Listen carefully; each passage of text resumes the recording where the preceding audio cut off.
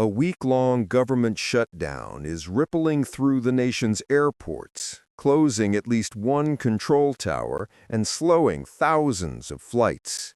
Here's what's happening and why it matters to travelers.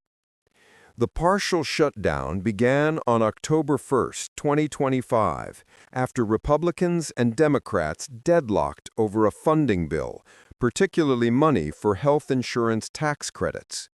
With no agreement in sight, federal agencies are running on fumes. Essential employees, among them air traffic controllers and TSA officers, must keep working, but without pay. Morale is low, overtime is mounting, and schedules are stretched thin. The Federal Aviation Administration insists safety remains paramount, yet the strain is already visible. On Monday, October 6th, the control tower at Hollywood Burbank Airport in California went dark for nearly 6 hours.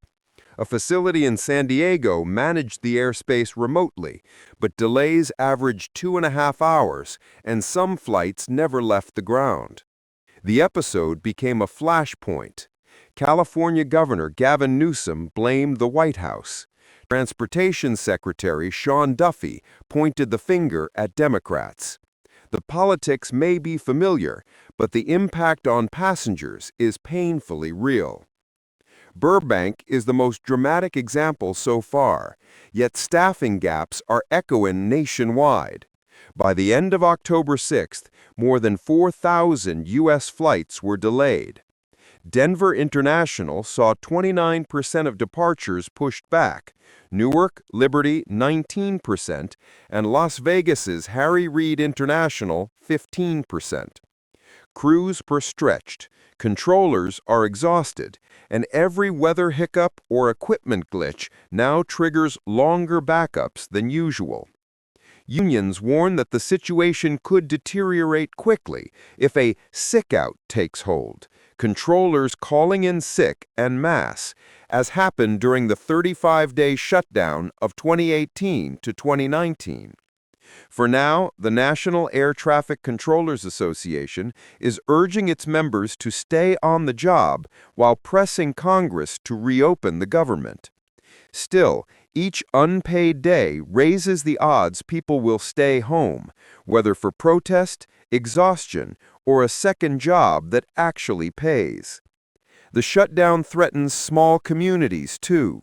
The Essential Air Service program subsidizes flights to more than 100 rural airports, and the Department of Transportation says that money could run out as soon as Sunday. For residents who rely on those flights for medical care, business, or simply reaching the nearest hub, the stakes are far higher than a missed vacation connection. What does all this mean for travelers right now? Check flight status early and often. Schedules can change by the hour. Allow extra time at security. TSA lines are moving, but fewer officers mean slower checkpoints. If you can, book morning flights. Delays tend to stack up as the day progresses. Have a backup plan. Weather, equipment, or one absent controller can ripple across the network faster during a shutdown. The longer the political standoff drags on, the more fragile the system becomes. Controllers keep the skies safe, but they can't invent hours in the day, and they can't ignore empty paychecks forever. Until Congress passes a funding bill, every takeoff and landing depends on people working under mounting stress. So, while lawmakers trade barbs over spending priorities, passengers see the real-world cost: longer lines, missed connections, and in Burbank's case, a tower gone silent. For now, vigilance, patience, and a few contingency plans are the traveler's best tools, because the runway to a solution still looks painfully long.